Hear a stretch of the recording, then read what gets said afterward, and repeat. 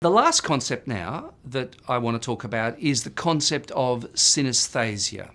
Now, in psychology, synesthesia is used in a very narrow way to describe a particular condition which some people have and other people don't have. I want to use the term in a broader, more metaphorical way, but let me talk about the narrow use, the conventional use in psychology first. Conventionally, it's a synesthetic is a kind of person who has a kind of condition where hearing a number means you think of a colour, where a taste that you have associates with a feeling, for example. So synesthesia is where people have these powerful associations and feelings across different modes, across different, in psychology it's across different senses, if you like, which is, different ways of taking in the world in a sensuous kind of way.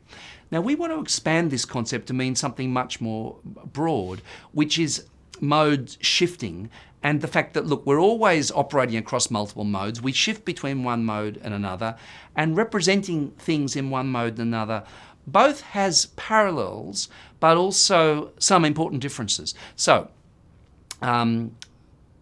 imagine something now while I say this sentence. I'm going to say one sentence. I'm going to say, the mountains loomed large.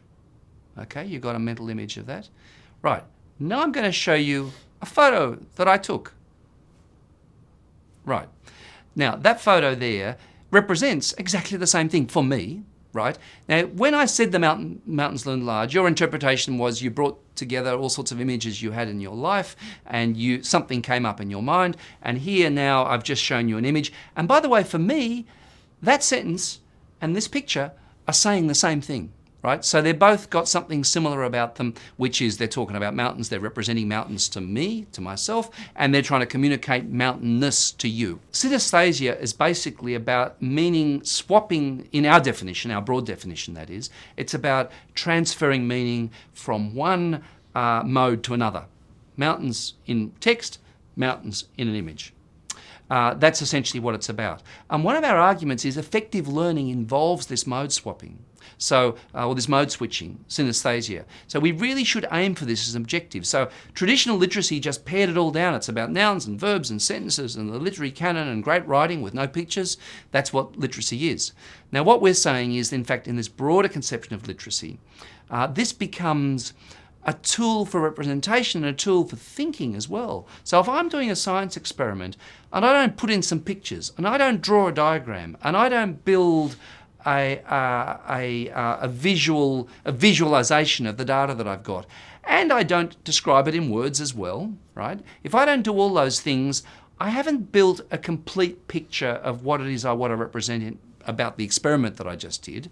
But also that mode shifting deepens my thinking. It deepens my understanding. It builds my representational capacity around science as a discipline.